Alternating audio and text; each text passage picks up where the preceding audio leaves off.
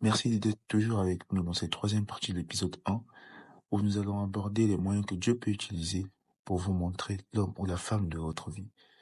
Alors, abonnez-vous, likez, commentez, surtout n'oubliez pas de partager pour donner plus de force. Let's go. La maturité et l'âge. La maturité et l'âge ne sont pas vraiment deux notions à mettre de pair, parce que l'âge ne définit pas la maturité de la personne. Mais j'ai aussi bien aimé là où vous avez dit, par exemple, quand j'avais 12 ans, il était assez mature, mais se mettre en relation, c'était pas possible, quoi. Pour dire, même quand c'est mature, il faut quand même accepter de, de respecter un processus avant de pouvoir réaliser certaines choses. Ok. Maintenant, le frère Nathan, aujourd'hui, il est célibataire, clair, parce qu'il n'est pas marié, mais il est en couple. Non, je suis pas en couple. Ok. Vous aimeriez dire? Ben, je pense qu'il y a un temps pour chercher ça. Ok. C'est déjà arrivé où le frère Nathan trouve quand même deux, trois personnes qui correspondent un peu à ses standards, quoi, s'il avait vraiment les possibilités. Ben, je pense que dans ma vision de faire le choix, c'est pas le moment où je dois me dire, bah, il y a déjà une personne mise à côté, et du coup, si je fais ceci, cela, je vais trouver la personne. Parce que par rapport à moi, je pense que je dois d'abord être orienté par Dieu dans ce moment qui sera le moment important. Ok. Mais le frère Nathan, qui voit avec ses yeux, qui constate avec ses émotions. Parce que ce Nathan-là, mis à part sur lequel il voit quand même euh, une ou des filles quand même qui correspondent à ce qu'il attend d'une éventuelle femme. Ouais, parlons d'une éventuelle femme, mais évidemment, c'est ça.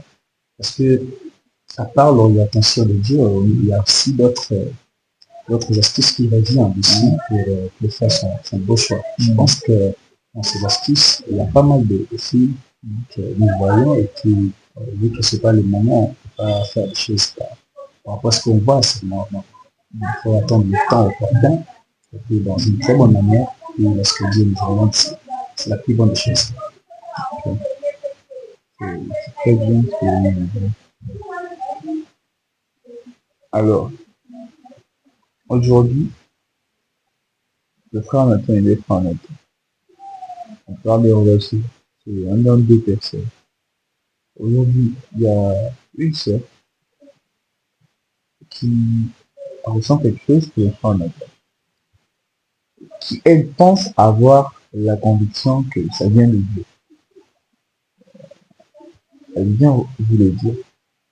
Qu'est-ce qui va être votre réponse? Comment vous allez prendre la situation? Je pense que Dieu parle tantôt d'une manière, tantôt d'une autre. Euh, révéler tantôt d'une manière, c'est la manière dont Dieu l'a parlé. Je pense qu'une autre manière, c'est la manière dont Dieu peut aussi parler. Je dois toutefois pas mal recadrer l'histoire de Samson. Je pense que lorsque l'ange était apparu à sa mère, et lorsque la maman était venue parler au papa, que voilà, l'ange du Seigneur m'est apparu et puis voilà, il m'a dit tout ceci, cela. La réponse était, moi aussi je dois attendre cet ange qui t'avait parlé pour avoir la confirmation. Je pense que lorsque Dieu la parle, Dieu doit aussi lui parler, je pense tantôt d'une manière, tantôt d'une autre. C'est-à-dire, il me suffirait bien de connaître, soit avoir ces points forts, de distinguer le langage de Dieu. Pas seulement quand je dis Dieu doit me parler dans une vision, je dois voir une femme qui apparaît, et puis voilà, non. Dieu peut nous parler aussi par conviction par rapport à sa conviction. Mais ça dépend de langage. Je ne peux pas étaler les moyens fixes dans une exactitude. Comment Dieu doit me parler moi, mais Dieu me parlera dans sa manière.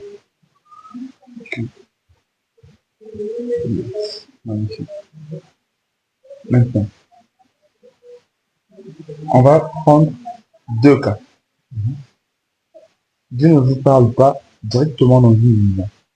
Quels peuvent être, selon vous, juste deux cas dans lesquels Dieu pouvait encore vous parler si c'est possible? Quels peuvent les deux cas vous pouvez mettre, quoi? Genre, Dieu ne nous a pas donné une vision dans une prophétie, mais quels autres deux cas que vous pouvez être capable de se dire, ah, ça c'est Dieu qui me le parle. Bon, tout d'abord, si je vais mettre l'histoire de Adam et Ève, je pense que c'était l'Éternel qui avait amené Ève devant Adam. Je ne dirais pas que l'Éternel doit amener les femmes vers les hommes. Non, c'est pas ça le cas, ce que je veux dire. Je pense que la conviction aussi peut être le moyen le plus efficace que de parler. C'est-à-dire, lorsque Adam a vu Ève, ce n'était pas une vision spirituelle comme ça, c'était son physique. Il a vu Ève et puis directement, Adam s'est mis à confesser le nom. Elle, c'est là que je pense que partant déjà de cela, Dieu peut utiliser la conviction. Mais tout en étant orienté, c'est-à-dire, bien avant, Dieu me donnera ce canal de orientation pour savoir que voilà, il y aura une femme qui viendra et puis du coup, lorsque vous amoureux, ça peut être de la vie. Vous m'avez parlé de la conviction. Un. Deuxième. Deuxièmement, je pense que ça doit être impulsé. C'est-à-dire, toutefois, c'est l'homme dans une très bonne manière. Je ne dis pas que euh, je dois toutefois l'édifier, non. Dans une très bonne manière, c'est l'homme qui va vers la femme. C'est-à-dire, lorsque je m'approche d'une femme quelconque, et que je l'aborde parce que c'est pas une chose spirituelle. Je ne peux pas dire non, Dieu m'a parlé. Moi, j'aime pas ce genre de trucs. Même si Dieu m'a parlé, je ne dois pas d'abord mettre Dieu des rôles. Non, c'est Dieu qui m'a parlé. Je dois d'abord enlever ce qui vraiment sort de mon cœur. Je pense qu'avec ces poussées, ça peut être une chose passable.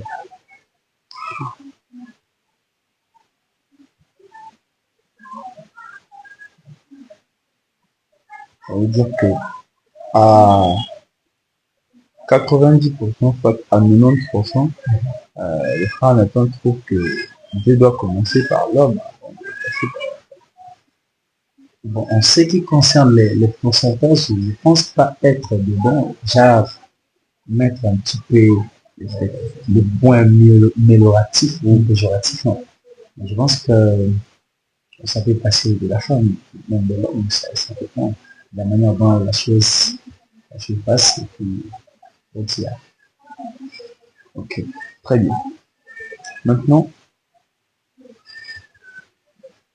aujourd'hui, à part le fait que Dieu ne vous ait pas encore parlé pour être en relation,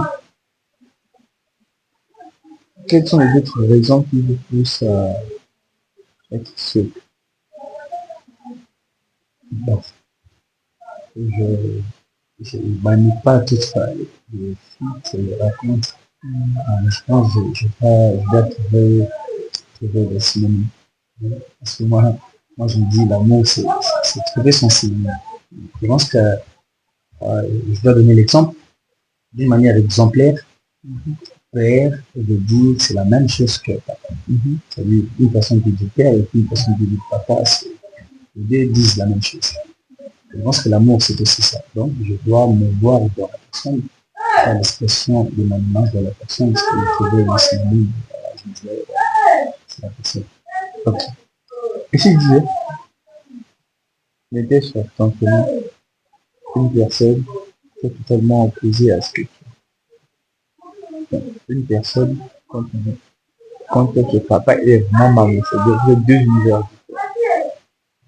Je ne pense pas que Dieu peut faire les choses de la sorte. Pourquoi? Parce que d'abord, je rêvais aussi dans l'histoire du jardin d'Éden. Dieu ne pouvait pas tirer une côte dans les corps de lion pour former Ève. C'était une chose impossible. Dieu ne devait que tirer une côte dans le corps d'Adam pour former Ève. C'est-à-dire, ça sera toutefois la personne qui sera vraiment convaincue. Ok. C'est à vous, dans les commentaires, vous allez nous aider. Pensez-vous qu'il est possible que Dieu puisse mettre sur votre chemin, Dieu choisit quelqu'un qui est opposé à qui vous? C'est-à-dire, ce que vous aimez, la personne n'aime pas. Pas dans un contexte où, voilà, ça va créer la guerre. C'est-à-dire que vous n'avez pas le même centre d'intérêt, mais lié. C'est-à-dire que je ne te vois pas dans la personne, mais tu aimes la personne. Pensez-vous que c'est pas possible? Vous allez nous mettre dans les commentaires. Vous allez nous dire les raisons. Vous allez nous expliquer si vous avez les réponses. Ça va vraiment nous aider pour pouvoir aider les autres. Et puis les meilleurs commentaires, on va les Alors, si vous avez bien passer aimé en la revue dans vidéo, le n'oubliez pas de vous abonner, de liker, journal qu'on de va commenter, essayer surtout de partager. d'aider dans le On monde. nous revoit pour la Alors vous partie pouvez 4. devenir influenceur dans le bon sens. Donc le frère ne pense pas que ça. Nous voici arrivés à la fin de notre partie 3. On va s'envoler pour la partie 4 et conclure notre épisode. Espérons que vous avez aimé la vidéo. Partagez, commentez, surtout, n'oubliez pas de vous abonner.